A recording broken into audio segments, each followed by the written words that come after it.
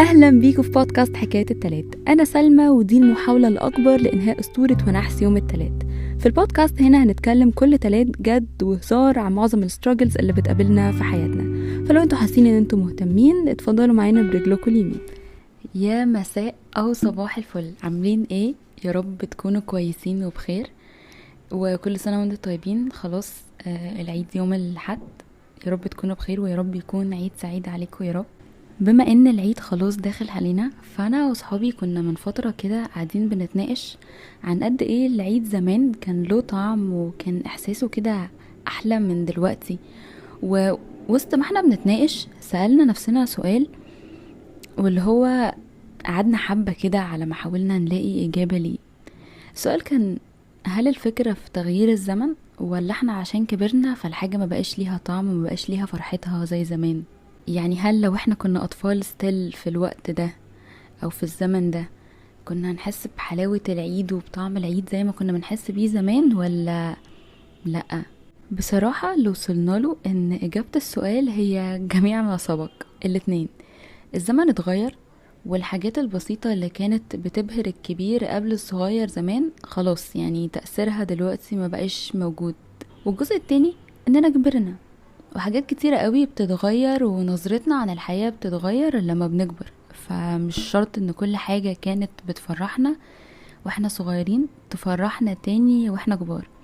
يعني ابسط الامثلة ان زمان كنا لازم كلنا نتجمع في بيت العيلة في الوقفة والعيد، ولازم نجيب لبس جديد وبنبقى متحمسين جدا اننا بقى هنوري بعض اللبس الجديد اللي احنا جايبينه والاوتفيت كله. يعني كنا حتى النيل بوليش والنضارة ونضارة الشمس وكل حاجة في الاوتفيت لازم تكون جديدة. انما دلوقتي خلاص يعني مش شرط نتجمع علشان كل واحد بقى خلاص بقى عنده مليون حاجة يعملها، اللي يسافر مع صحابه واللي اصلا شغله او دراسته بره ففين وفين على ما بنعرف نشوفه ونتجمع معاه، واللي شغلها مش مديها اجازة في العيد فمش بتعرف تيجي وتقابلنا، وهكذا وهكذا وهكذا.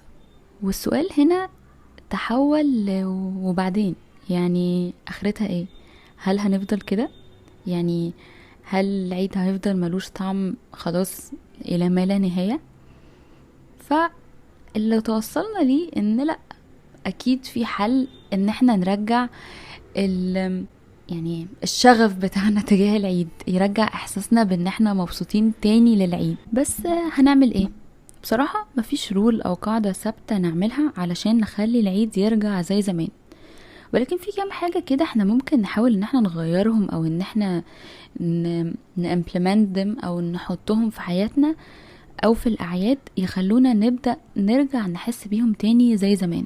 اول حاجة وابسط حاجة هي ان احنا نحافظ على التجمعات العائلية.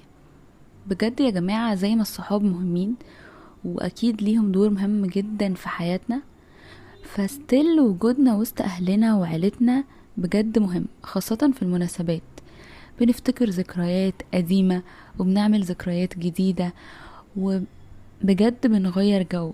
بجد يعني الوجود وسط العيلة كل ما بنكبر كل ما بنحس هو قد ايه حاجة حلوة.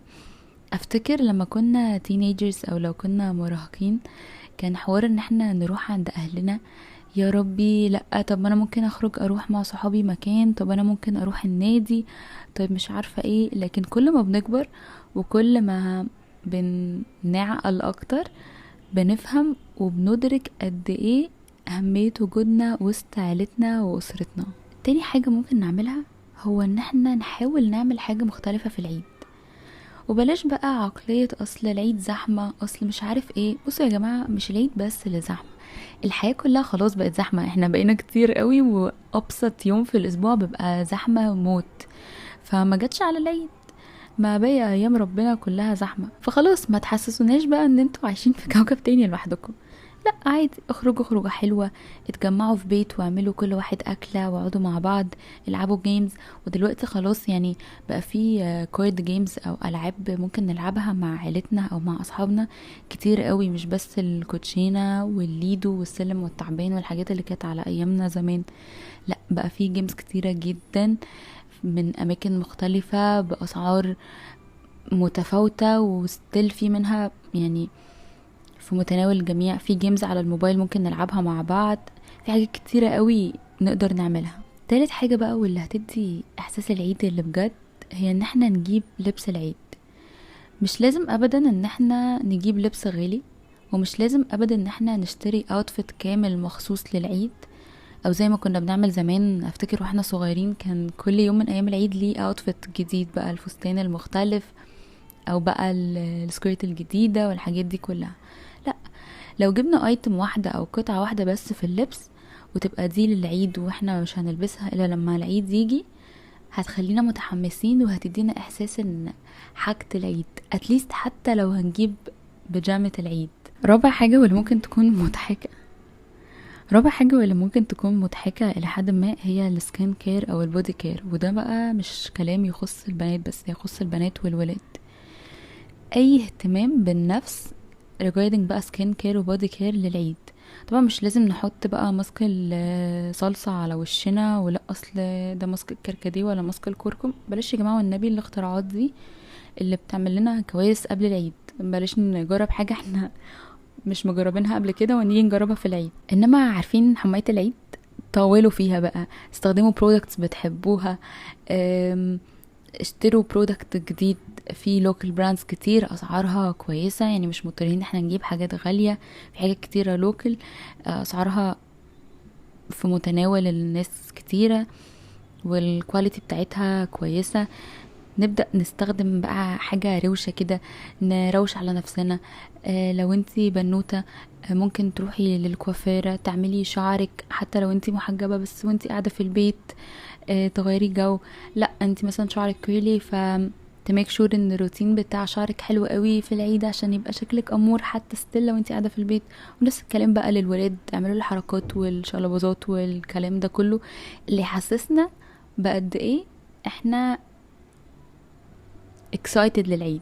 يعني احنا اللي هنحط لنفسنا احساس ان احنا excited او احساس ان احنا متحمسين. خامس حاجة وهي صلاة العيد. ما هو العيد مش عيد من غير صلاة عيد. الحمد لله من وانا صغيرة واحنا متعودين ان احنا نروح نصلي العيد، وده بالنسبة لنا لو ما عملناهاش بجد ما بنحسش ان هو عيد. وافتكر السنة بتاعة الكورونا والكوارنتين لما كانش فيه صلاة عيد بجد ما كانش فيه احساس بالعيد بربع جنيه. فلو انتوا مش متعودين ان انتوا تصلوا العيد، جربوا العيد ده تصلوا، جربوا العيد ده تشوفوا اقرب مسجد ليكوا او اقرب مسجد ليكوا بيعمل فعاليات في صلاة العيد. لان في مساجد بتصلي عيد كده خلاص، لما في مساجد تانية بتعمل فعاليات وجو حلو وبلالين بقى عشان الاطفال يتبسطوا، بتوزع حاجات على الاطفال. ستيل لسه في حاجات زي دي بتتعمل دلوقتي.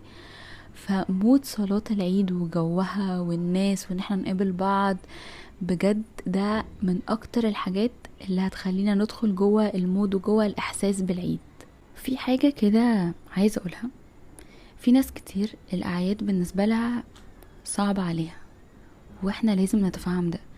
لان الناس ممكن تكون فقدت ناس قريبة منها، فقدت الناس اللي كانت بتحب تقضي معاها العيد، فقدتهم بان الاشخاص دولت خلاص ما بقوش موجودين معانا في الحياة، او بان احنا لسبب ما او اخر مش موجودين معاهم في نفس البلد او في نفس المكان، او مش هنقدر نقضي معاهم الايام دي.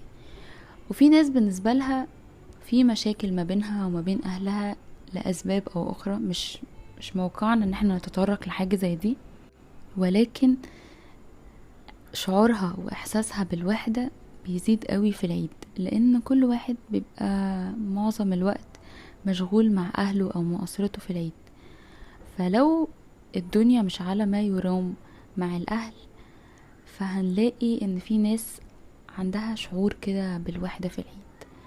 فنصيحة مني لكل واحد يعرف حد صديقه، جاره، قريبه من بعيد، قرايبه اللي هو كان متعود يقضي معاهم العيد مش موجودين لسبب او اخر، انتوا مسافرين في الغربة، انتوا موجودين مع بعض بس اهله مسافرين، هو واهله مش على ما يرام، ايا كان حاولوا تنكلودوا او تدخلوا الشخص اللي ممكن يحس بالوحدة في العيد معاكم.